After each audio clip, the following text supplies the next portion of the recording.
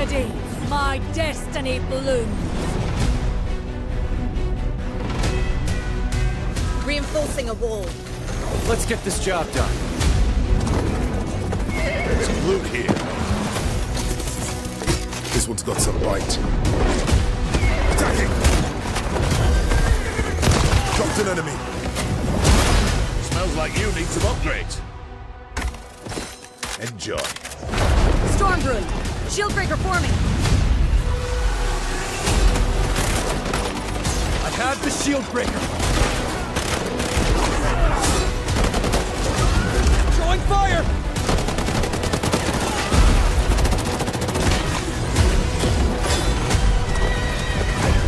This is the fun part! Calling in the siege tower!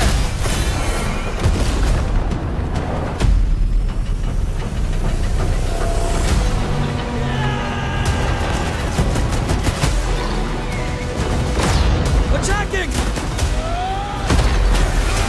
Get ready in there. Hiding in plain sight.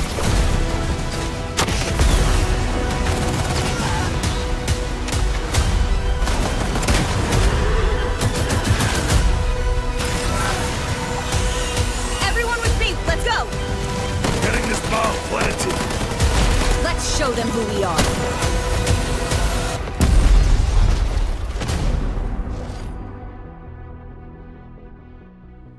Hey, I'm Chad Grenier, game director and studio head of Wildlight Entertainment.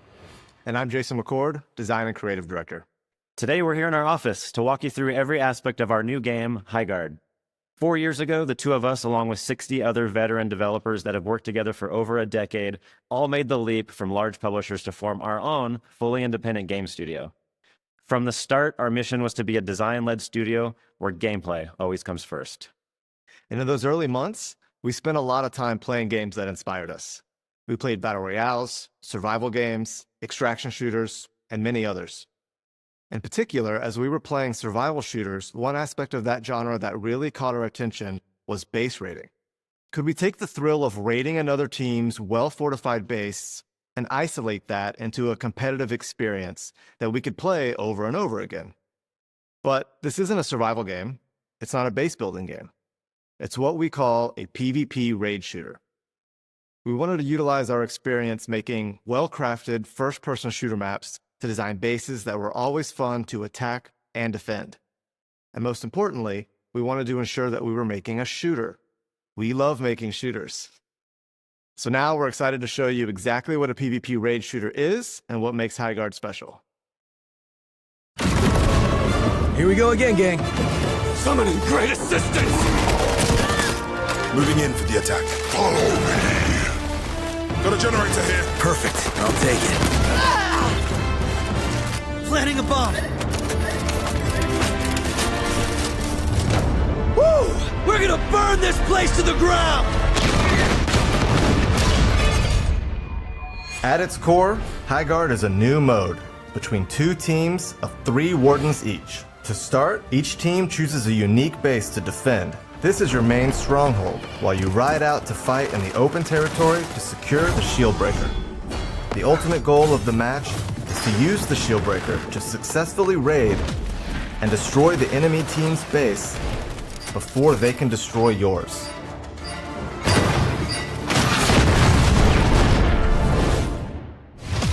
Each warden is built specifically for Highguard's PvP raid mode. They combine tactical skill with powerful magic.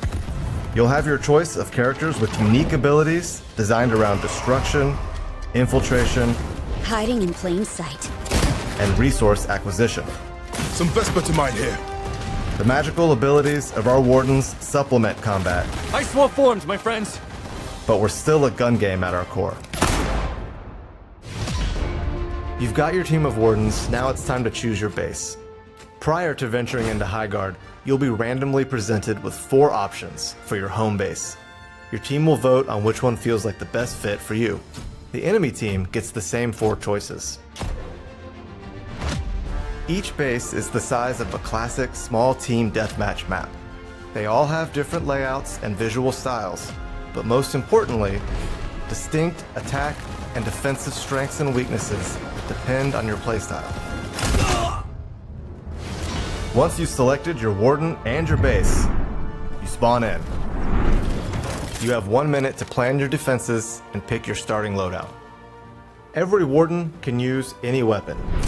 Select your primary, secondary, and your raid tool. You can change your loadout at the beginning of every match. Each player also starts with 5 wall reinforcements, which they can use to armor up different areas of their base. Once the defensive phase is up, your base unlocks, and your team mounts up and rides out. Time to ride! Teams are fighting for control of the shield breaker, which is the key to starting a raid on the other team. But the shield breaker takes a few minutes to form.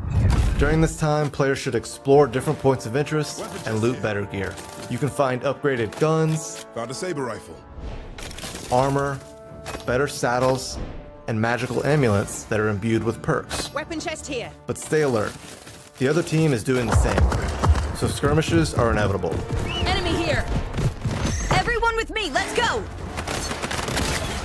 Stick together as a team to have strength in numbers, or take a chance and split up to get more loot for yourself. Everyone just remember where you came from. Also around the map are crystal formations called Vesper. Vesper to mine over here. Use your Warden's Axe to mine this valuable resource. You also get Vesper from kills Quick, swift, clean, and done. and from successfully attacking or defending a raid.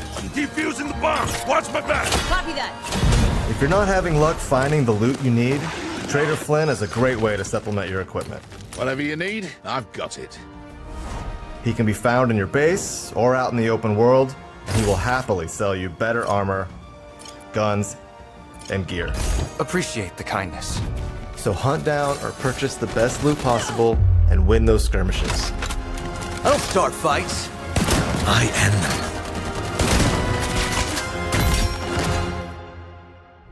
During the gear up phase, always make sure you're keeping one eye on the sky. Storm's brewing. Shieldbreaker should be ready soon.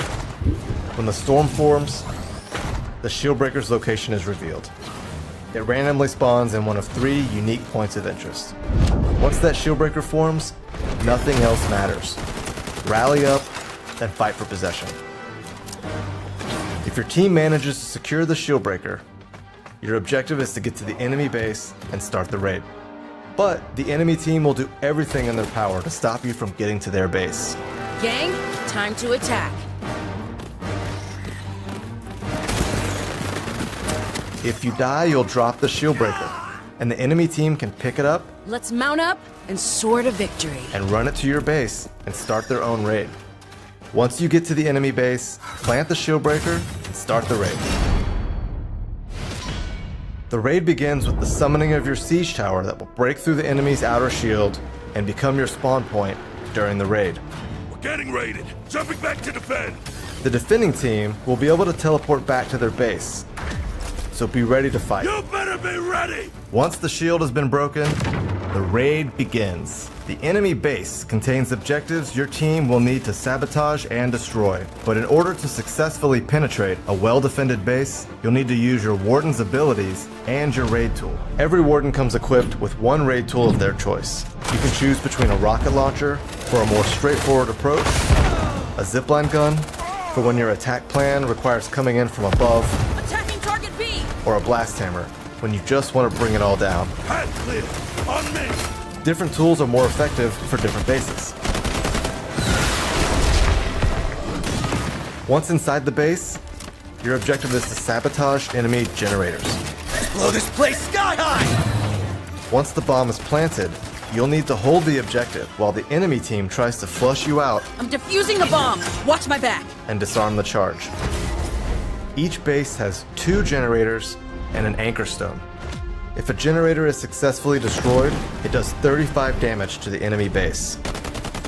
If you can get to the anchor stone, which is harder to assault, more heavily reinforced, and has a longer countdown, it completely destroys the enemy base, ending the match in victory. Getting the enemy base to 0 health is how you win the game. This often ends in a generator blowing up, but not always. There are other ways to do damage to the enemy base. For example, planting a shield breaker and starting a raid will damage the base. And it's not just about attacking. Successfully defending your own base will damage the attacking team's base, so you can win with a great defense. If a raid is successfully defended, the game is not over. Damage is done to your base, and that base health does not regenerate. Players will respawn at their base and ride out for another gear up phase. On my mount. Let's ride. As the match progresses, all the loot in the map upgrades. Paladin here. The weapons get stronger, the armor and equipment improves, and the stakes get higher. A match can go anywhere from 1 raid to 4, which means matches can last anywhere from 8 minutes to around 30 minutes, if the teams are really trading raids. Back in the fight. Winning a match will often come down to a clutch bomb plant with a few seconds left on the clock, Someone call for a demolition man. Bomb planted. or a tight team fight with mobility, positioning, and shooting skills out in the open world. So that's Highguard. We're excited for you to try our unique take on this new PvP raid shooter. All you need to know at first is loot up, grab the shield breaker, and raid the enemy base. And stick together. This is a team game. There's lots more to unpack as you start going deeper, but for now, assemble your wardens, and we'll see you in Highguard.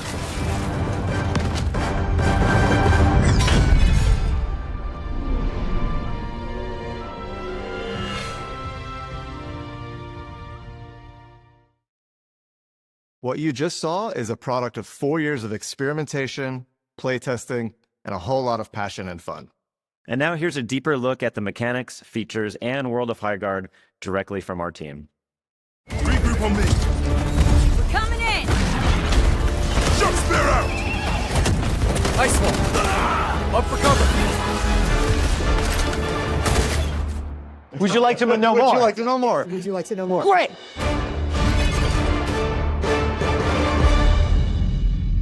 When we started, we wanted to make sure that we were making something that played to our strength, but at the same time, we want to bring something new to the table. Players are always craving something fresh and a game that is not exactly like something they've played before. I think everyone was on board with fantasy meets ballistic guns. We thought, okay, well, we don't want to do sci-fi. What is the other conceit that we could make? It's like, well, Magic will let us do that. We wanted to integrate more fantasy elements into a shooter. We knew that we wanted to do like an FPS game. That's our core, that's our bread and butter. We know how to make shooting feel really good. So we focused on that first. We're not going to make another BR, we're not going to make an extraction shooter. We like the open world. We liked the base building, we liked the survival elements, we liked the mobility on mounts. It's taking all these elements from these different modes and putting them together. And then that kind of transitioned into our prototyping phase. The key is to fail fast, right? Because if you can fail a bunch quickly, you just learn a bunch fast. You can get to the good product faster. We have people totally trying new things and taking big swings because we're small. Every playtest, there is buckets of feedback. We pride ourselves on finding the fun, and it's sacred when you find it. The things that survived from the beginning were pretty much raid related. A raid is where you bang on someone else's base and say, I'm here, and I'm gonna f you up, or maybe not that word. The raid is the driving factor in most of our choices, from the characters to the weapons, to the raid tools, to the mounts, to the push and pull of the sword. It's very fun, especially when you're like invading a base. Each base is different. We try to give it an identity. We try to give it like history, and kind of has its own personality and has its own gameplay. We discovered that we could make really strong expressions of layout, opportunities where we could go bold. My favorite one is probably Bellringer. It has like the 3 bell towers. It has like candles on these like curved interiors. I love just kind of seeing how the light plays off of it. The cool thing about our bases in our world is that those bases are discovered in Highguard. Who discovers them are our wardens. When you take story and you think about characters deeply and you think about Highguard and this mysterious land, everything is reinvesting in the world we are building. One thing that we wanted to do was make sure that like our magic felt not hand wavy. So everything kind of like emanates from a source on the characters, and the characters is kind of what creates that magic. My favorite warden right now is Scarlet. I really enjoy her shifting sands ability. It's one way that you can silently get into the base, and then the enemy is like totally confused. Our wardens, I would say, are there to complement our guns in terms of lethality, but they're meant to add tactical and strategic depth to the overall match. It's exciting. You're at the beginning of a match. You don't know what's going to happen. Endless opportunities. All the character abilities and the destruction and the gunplay all come together into this really frenetic fight.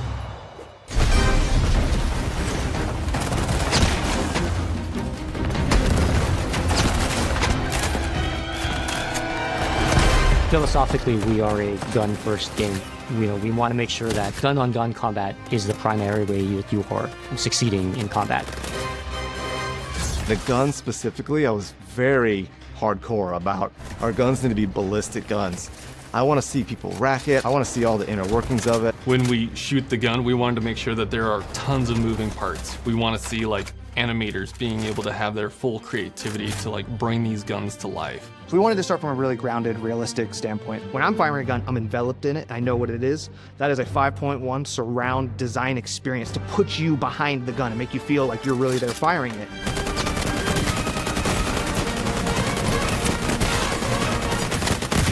In Highguard, one of our unique things is our mix between close quarters combat in a raid scenario and open world battles, mounted combat. And we have to be mindful of creating guns that are fun in all those scenarios. Base rating is this like intense like peak of action, right? And it's cranked to 11, but we learned that something being cranked to 11 the entire time is a lot of fun, but it's not something you can play for 3-4 hours, right? You need some better pacing there. And that's where the open world kind of helped, right? That's where that pacing break came.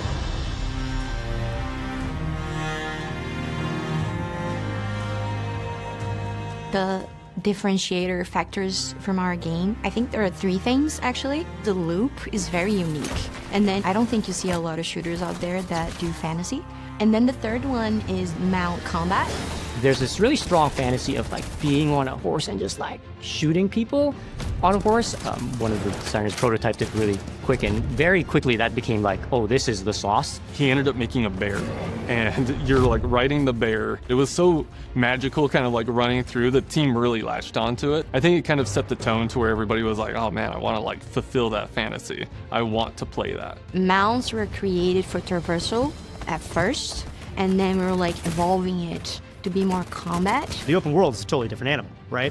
Cover is really far apart, and it's a different kind of fight. And the way mounts incorporate into that combat is honestly super fun.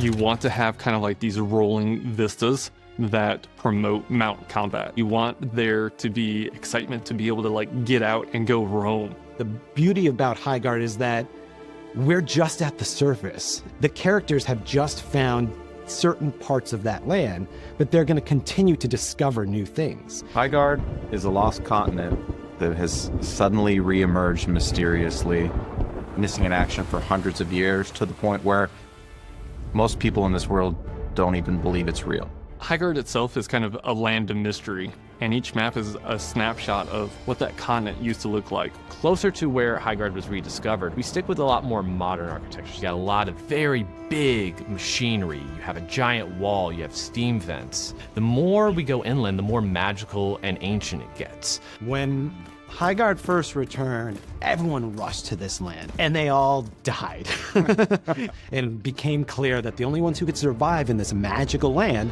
are those with that gift of magic. And they are brought to this place by a mysterious organization called the Iron Vigil. At first, when you meet the Iron Vigil, and they are the ones who help bring you to the land of Highguard.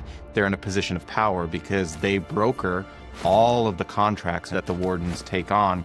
You see all of these characters being drawn like a moth to the flame to Highguard, and over time you're going to see how big that flame gets. We've picked our favorite things here and there, but I feel like we found a vision and stuck to it and created something that's genuinely new. We knew when we started we wanted to make a shooter, and we knew we wanted to make something that was live service. And so we've been planning for that for a very long time. In fact, we already have a year's worth of post-launch content already deep in development. There's a lot of live service fatigue right now, right? These games tend to hit you with a FOMO, which I think players have gotten wise to, for good reason. We're building a game that people want to come back to. So the way our post-launch plan is broken up is what we call episodes. So each episode will be roughly 2 months broken into 2 halves. We'll have a part 1 and a part 2. With launch, we'll have a special occasion with an episode 1, and that'll bring 5 maps, 6 bases, 8 wardens, 10 weapons with 11 mods that change up how those weapons play, over a dozen other items in the loot pool, and 3 raid tools, all at launch day. And then, just in a couple of weeks, we're going to have episode 2, which kicks off with a new warden, a new mount type, a brand new map, and we're really excited to bring our first new mode, Ranked, to the table. So that'll be coming in 2 weeks. And then from there, we'll be in our regular cadence. Watch and burn.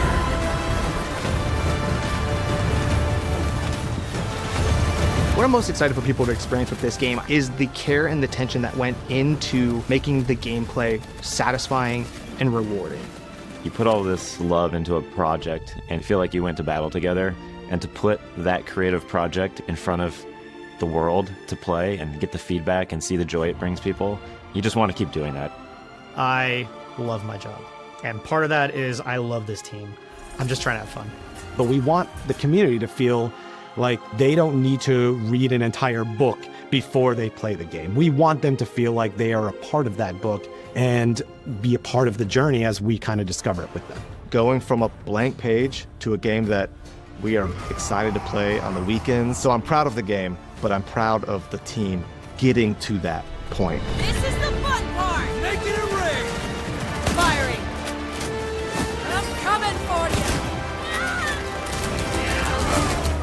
I have the shield breaker.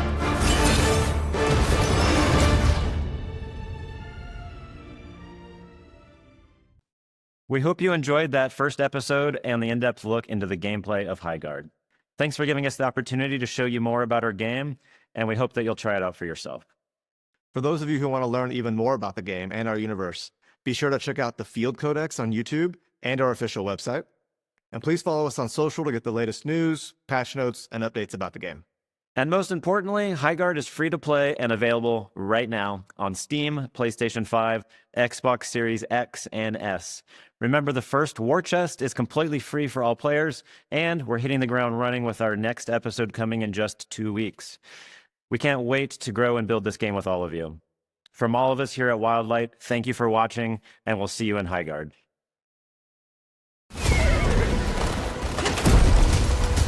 Get ready in there! We're coming in! Let's race! Today, my destiny blooms. Reinforcing a wall. Let's get this job done. Some loot here. This one's got some bite. Attacking! Dropped an enemy. Smells like you need some upgrades. Enjoy. Stormbrew! Shieldbreaker forming! I have the shield breaker. Throwing fire!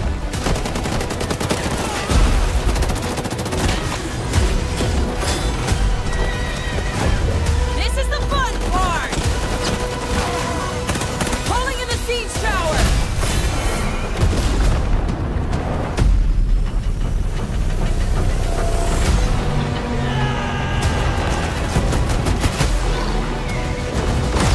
Attacking!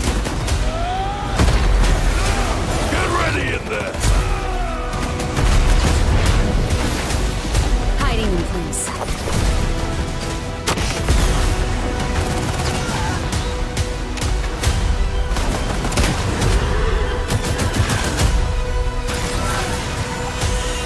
Everyone with me, let's go! Getting this bomb planted! Let's show them who we are.